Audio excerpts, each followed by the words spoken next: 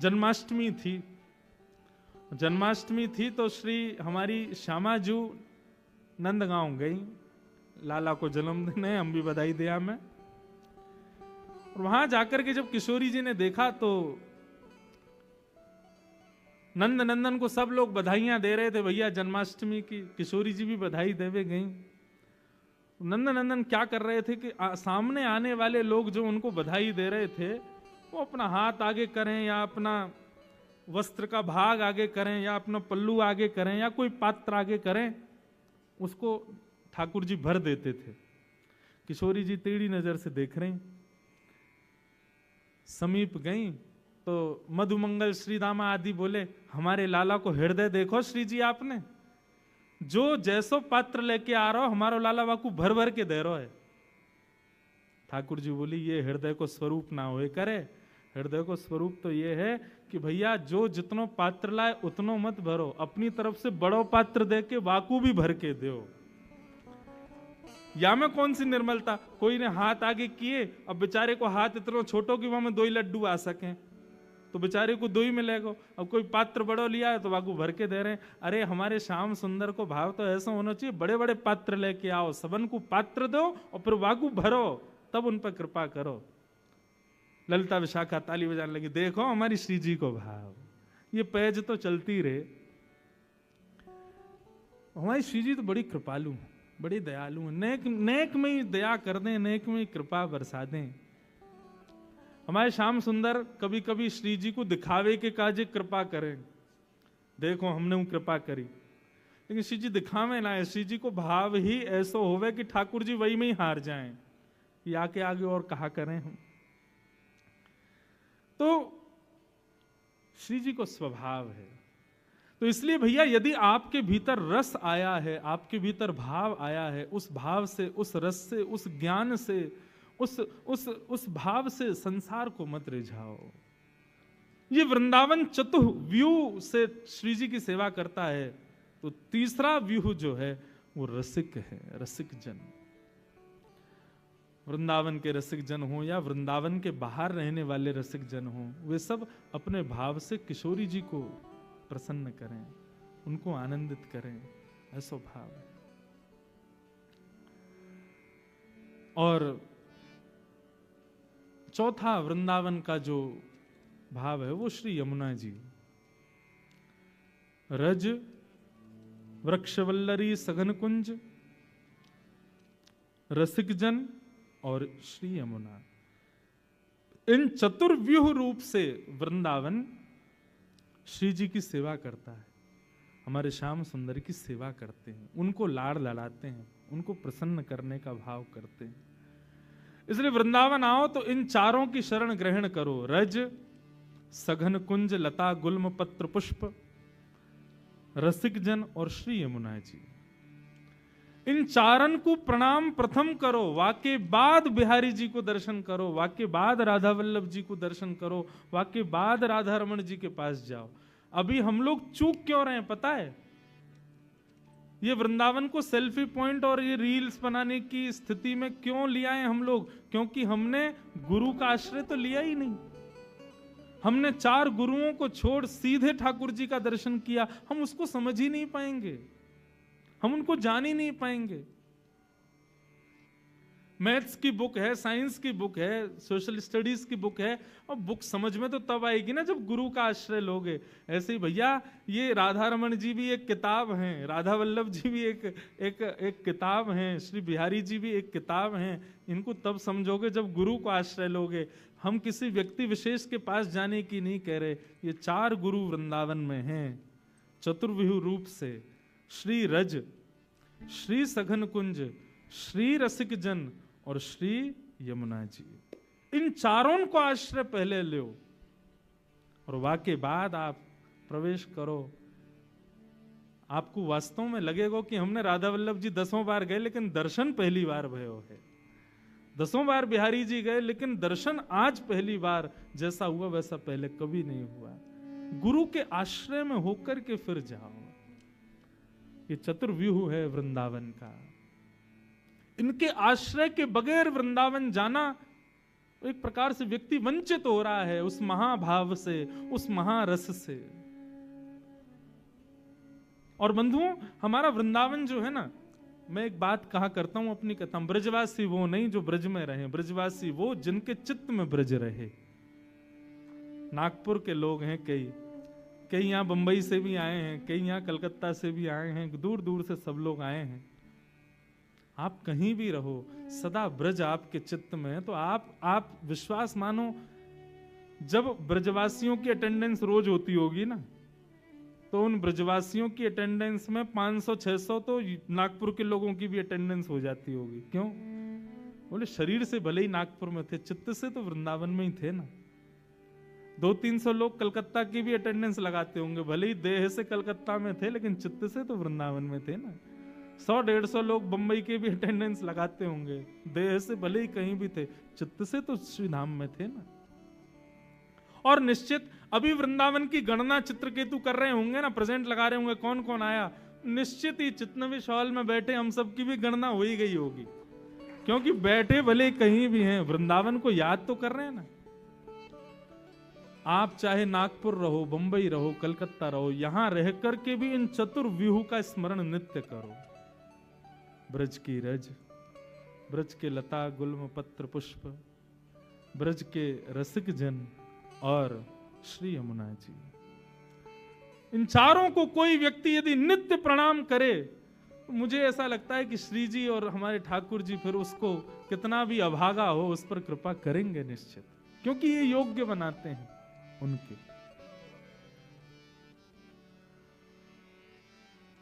ऐसे भाव हैं। तो अब ये इस प्रकार से कुछ ना कुछ भाव तो हम सुनाते रहेंगे। एक लीला का मधुर दर्शन करें। पिछली बार भी हमने कुछ लीलाएं सुनी थी, मुंदरी चोरी लीला सुनी थी, नौका विहार लीला सुनी थी, और कौन सी सुनी थी बताओ? हाँ, मान लीला सुनी थी, और कौन सी सुनी? हाँ, प्रथम मिलन लीला सुनी थी। अब यही सब लीलाओं में एक बड़ी अद्भुत लीला आज मिली ठाकुर जी की और किशोरी जी की, उसका दर्शन करें। इतना सुंदर भाव है।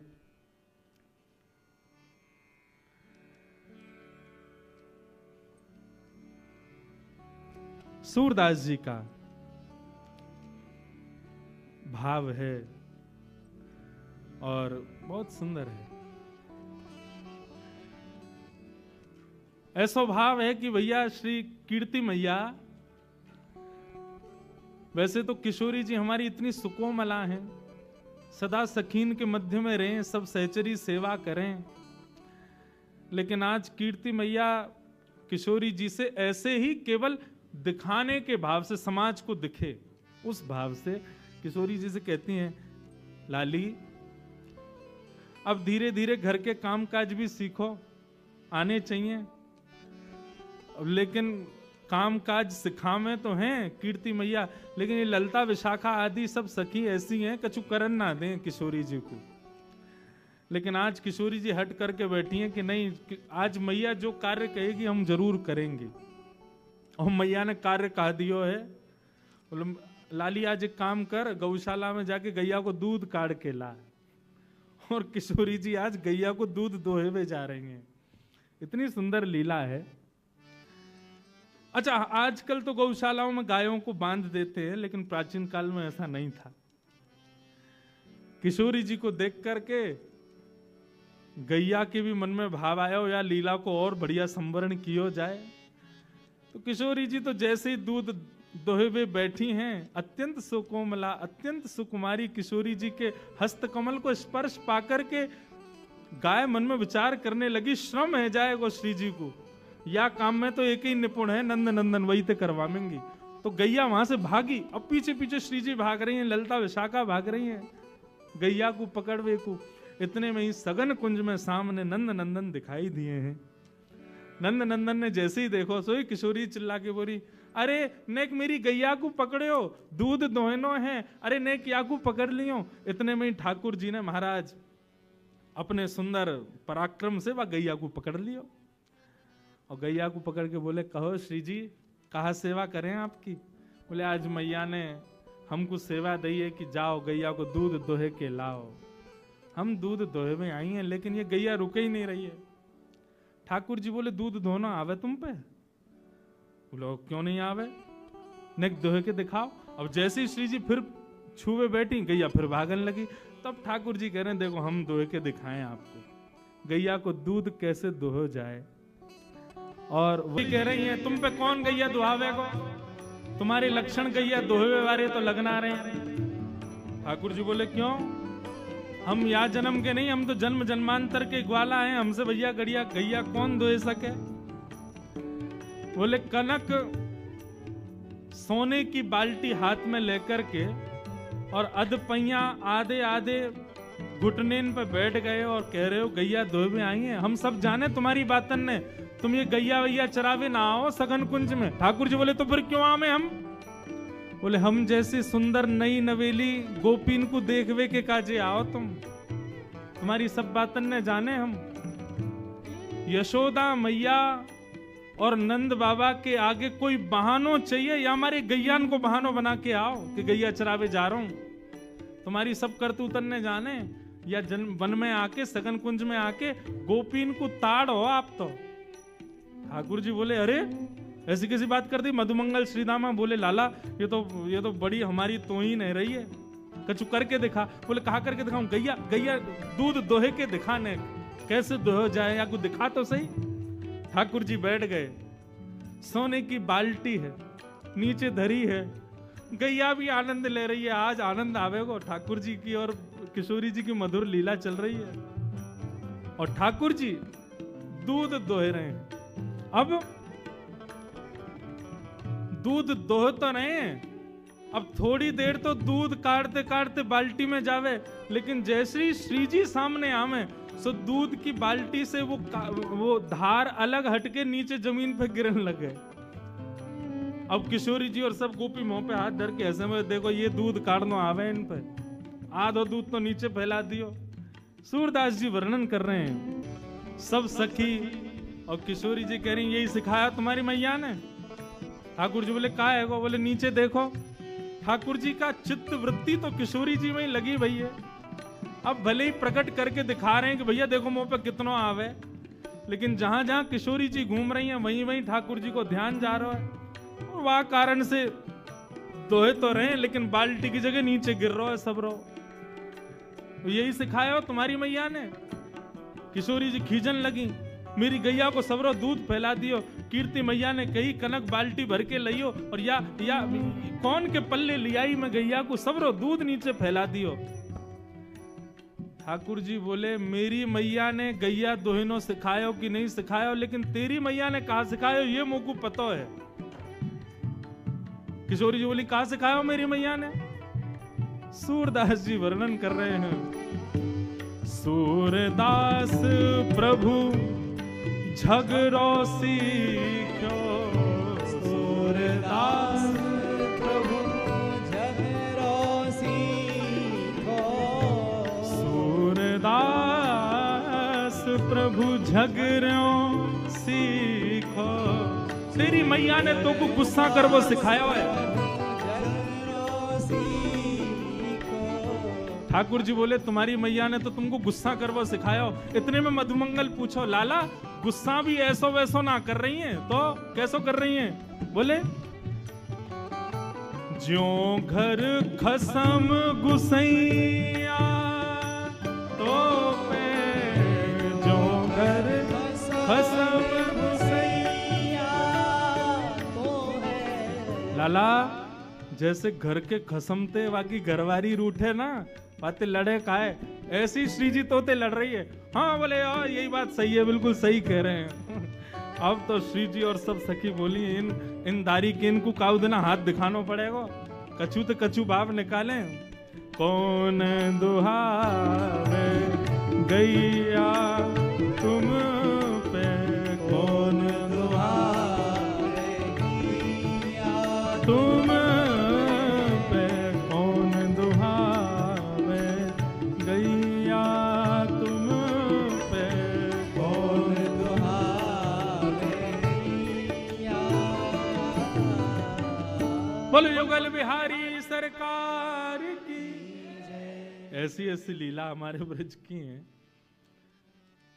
सब सखा और सब सखी भी वामे रस को वर्धन करें, विक्षेप ना करें। वो लाला श्री जी तो पे ऐसे गुस्सा करें, बुरो मत मानियो, जैसे कोई खसम पे वाकी घरवारी गुस्सा करे। हमें तो ऐसा लगा ये अधिकार मान चुकी हैं। सब सखी ललिता विशाखा पीछे डंडा लेके भागी, बोले अभी बताएं ज्यादा संबंध बना रहा है, हमारी श्री जी या कार्य कलूटे को खसम मानेंगी अपनों। जैसे तैसे लड़ते झगड़ते हुए ठाकुर जी ने आधी बाल्टी दूध भर दिया। अब श्री जी को तो ले जाके कीर्ति मैया को देना था, देखो हमने दूध काढ़ो है। अब जैसे ही दूध काढ़ करके अब दूध पूरा है गया, गैया चली गई और दूध के झागन को ठाकुर जी बढ़िया मिला रहे हैं। वाह देख कहा बढ़िया दूध निकालो। श्री जी बोली लाओ चलो अब दे दो।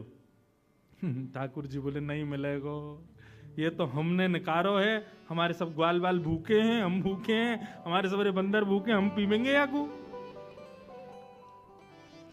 ललिता विशाखा क्रोध करने लगी, बोले अभी बताएं तो को पीवे को दूध, अपने घर को गैया को पी, हमारी गैया को काई को पी रहा है। ठाकुर जी बोले निकारो कौन ने, निकारो हमने तो हम पीवेंगे, और ये हमारे सखा सबरे बेचारे सुबह से भूखे प्यासे दूध पीवेंगे, बढ़िया बढ़िया काढ़ो हमने। अब तो किशोरी जी चरणन में बैठ गई, बोले भैया अब यहाँ लड़वे तो काम नहीं चलेगो, ने थोड़ी सी अपनी लाज जाए तो कोई बात ना, ने माफी मांग लो, क्षमा मांग लो। और दोहनी नहीं देत करते हरी, हा करी पैर पाए।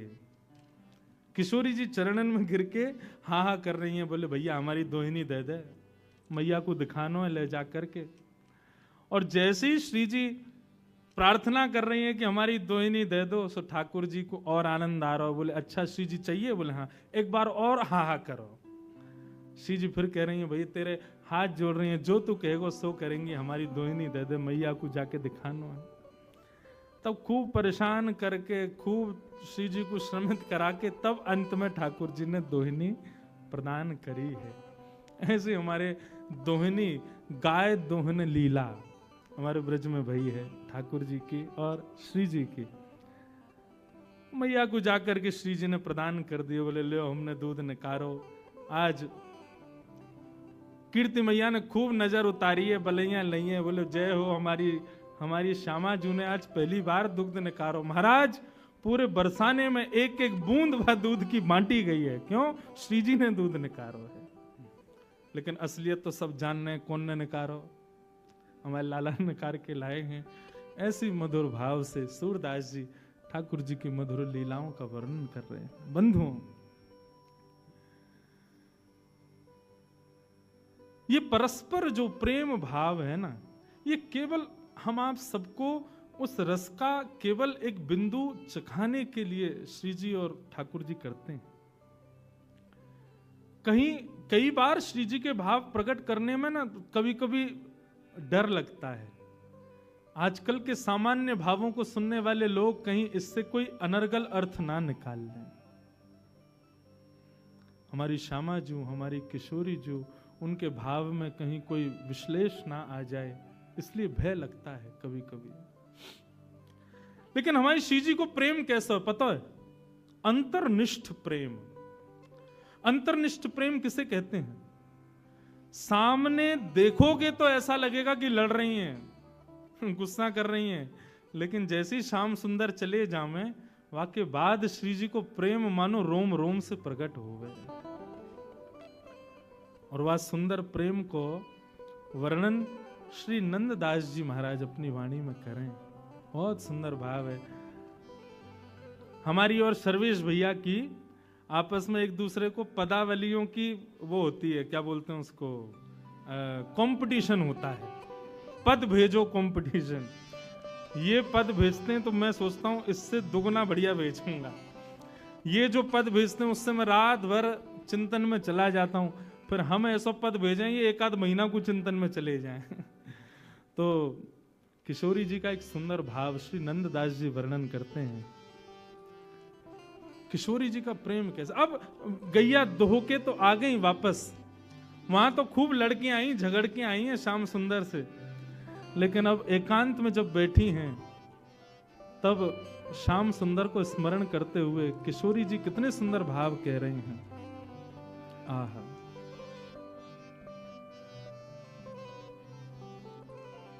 बहुत सुंदर भाव।